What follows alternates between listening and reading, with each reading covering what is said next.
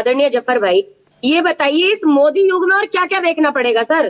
कल तक ये पता ही नहीं चल रहा था कि हम मनुवाद से देश चलेगा कि संविधान से चलेगा। हम चिल्ला रहे हैं जी मनुविधान नहीं, संविधान चाहिए, संविधान चाहिए।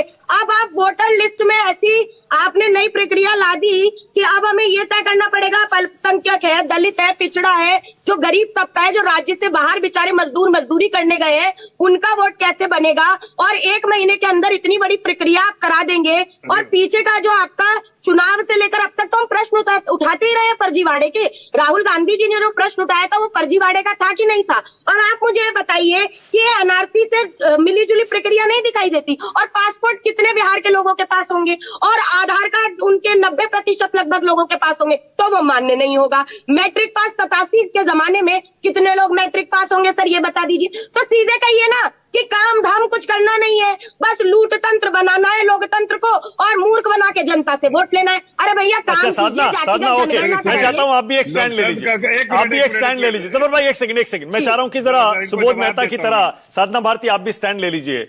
मतलब आप ये तो कम से कम मानती है ना कि फर्जी वोटरों को वोटर लिस्ट से बाहर निकालना चाहिए। तो फर्जी वोटर का तय कैसे करेंगे आप ये ऐसे तय करेंगे फर्जी वोटर का कि एक समय से पहले जिनके माता पिता दोनों के दस्तावेज 2004 के बाद हमें प्रूफ करने पड़ रहे हैं। नहीं मैं इन प्रिंसिपल आपका स्टैंड पूछ रहा हूं साधना। नहीं इन प्रिंसिपल आपका स्टैंड ये है ना कि फर्जी वोटर लिस्ट में नहीं होने चाहिए।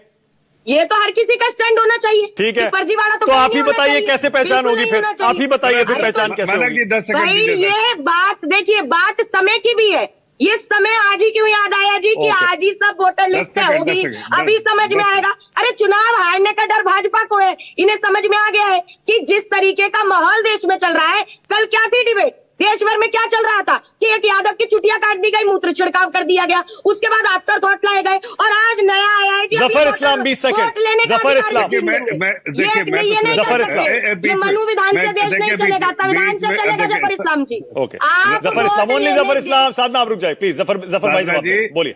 मैं तो साधना जी बार बार लोकतंत्र की बात कर रहे हैं। भाई लोकतंत्र की हत्या का अभी 85वीं बरसी हमने मनाई है। आपातकाल का दिन याद है कि नहीं? किसके लिए किया गया? सत्ता की लालच, मोह, भूख और जो तड़प जो है उसके लिए किया गया था। ये आपको याद नहीं है क्या? उसकी बरसी मनाई। देश जागरूक है, देश देख रहा है कौन सत्ता का लालची है, सत्ता की भूख में और सत्ता से बाहर रह के क्या क्या कर रहा है, और कौन सत्ता में रह के देश को मजबूत कर रहा है, देशवासियों को मजबूत कर रहा है।